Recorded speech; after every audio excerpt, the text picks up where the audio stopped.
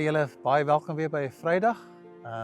Is ons wonderlik om weer hierdie so toer met julle te kan deel. Ons is hier op die Isle of Man, 2026 motorfietsresies, pragtige eiland.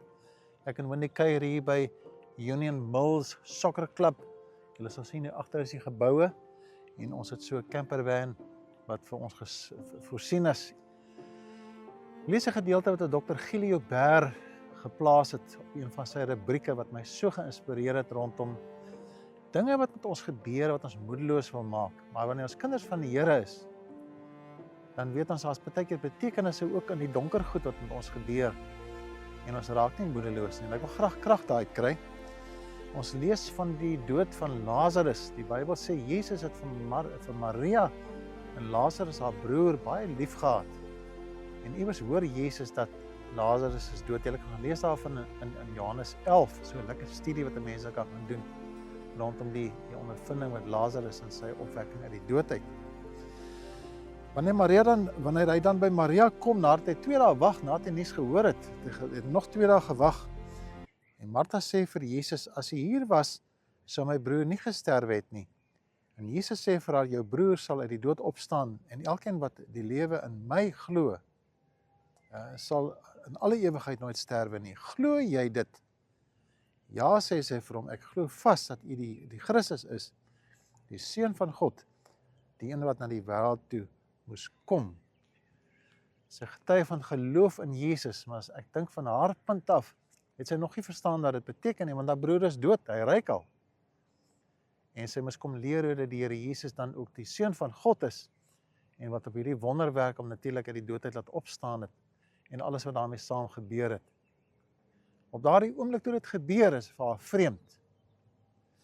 Van Jesus se kant af word hy verheerlik. Dit is ook om hy verklaar dat hy moet verheerlik word deur hierdie wonderwerk. Sy disippels moet ook leer hierdeur. So het iets gebeur wat amper onmoontlik was om te draai. Soos ek vir gesê het, hy het al begin ruik al na 4 dae in die graf, moet daar mos nou iets gebeur. En dit is so asof dit beskryf word dat 'n onmoontlike situasie is. En al wat die Here Jesus sou sê, glo in my, glo jy dit? Veral toe hy sê, hy sal weer uit die dood opstaan. Ek wil so graag hê dat jy moet kom vashou in hierdie kosbare woord. Jesus en God, deur die Heilige Gees, is altyd in beheer. Dis in hom wat die wonderwerke lê, dis in hom wat die lewe is. Dis in hom wat die oplossing is en die genade wat die Here vir ons bring. En dit is waaraan ons vashou. Daar gebeur dinge rondom ons wat ons aandag aftrek. Die feite is so oorweldigend. Ons verstand sê dit kan nie wees nie. Die wetenskap sê dit is onmoontlik. En dan kom die Here en hy red iemand se siel. Iemand word gesond. Iets gebeur in my lewe waarin ek op 'n pad afstap wat vir my so donker is. En skielik is daar 'n lig wat ek nie kan verklaar hoe dit die Here vir my help en vir my oplossings gee nie. Ek is seker julle kan ek daarvan getuig, hoe die Here soms gekom het en dinge vir heeltemal omgedraai het. As ek nou vir julle kan vra in hierdie dag, kom ons verheerlik die Here vandag. En ons dink aan daai wonderwerk oomblikke toe dink vir ons so donker was. So onmoontlik was dat dit sou omdraai. En die volgende oggend opstaan toe is die probleem opgelos. Kom ons verheerlik die Here in hierdie dag oor sulke wonderlike ondervindings, getuienis ook. En dan wil ek vir u vra, terwyl julle miskien self in so 'n moedelose situasie is. Onthou die situasie is net tydelik. Die Here sal vir julle seën. Hy sal vir julle antwoord gee, nie soos wat ek dink dit kan wees en ons kan dink dit gaan wees nie. Maar kom ons let op die hand van die Here. En mag die Here vandag vir jou kom help as jy so vashou en vasbrand met 'n ding. Kom ons bid net saam. Here, ons wil U aanbid as die Vader wat ons geskep het, wat ons liefhet.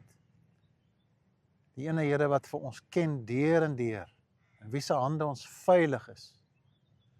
Ons wil aanbid as die Seun wat vir ons 'n pad voorberei het sodat ons vry kan wees. Ons wil aanbid deur die Heilige Gees as een wat 'n rustigheid en 'n kalmte in ons harte bring. Ek wil vra, Here, kom herinner ons aan daardie wonderlike oomblikke toe U vir ons die lewe kom omdraai het. En ons vandag terugkyk en kan sê, Here het ons kom opwek uit die dood uit. Daardie omstandighede wat vir ons onverklaarbaar was, het U vir ons kom nuut maak en het vir ons die hele saak omgedraai. Ek wil bid vandag baie spesiaal vir iemand wat miskien luister na die video wat baie moedeloos is vandag. Miskien is hulle nou in 'n oomblik in 'n situasie waar daar geen antwoorde is nie. Daar's geen hoop nie. Dood het al ingetree geestelik. En simbolies is die dood al reeds hier. Daar's nie 'n moontlikheid dat hierdie saak sal omdraai nie. Wil ek saam met hulle kom hande vat en sê, Here, ons glo. Ons weet U is in beheer. Ons weet U gaan help. Mag iemand kom seën vandag wat luister na die woord, dat hulle 'n nuwe krag sal kry en dat hulle op U sal wag en bewus sal wees van U genade en U plan met ons. Daarvoor eer ons U en ons aanbid die Here as die een wat alles weet en by die een waar daar ware vrede is en waar daar ware lewe is. Ons eer U daarvoor. Amen. My broer en suster, die Here seën vir jou. Enige jong mense wat ek luister na die video, ek wil maar net vra, wees net rustig. Die Here sal vandag vir jou kom seën. Volgende week sal hy vir jou antwoord gee. Moenie bekommerd wees nie. Mag die Here vir jou onderneem met groot rustigheid en vrede ook in hierdie dag. Mag vir ons genadig wees dat ons volgende week weer mekaar sien. Ek gaan nog so 'n paar video's vir julle maak en so 'n paar foto's wys. En soos ek altyd sê, kom ons wees lief vir die Here, want hy is ons lief vir ons.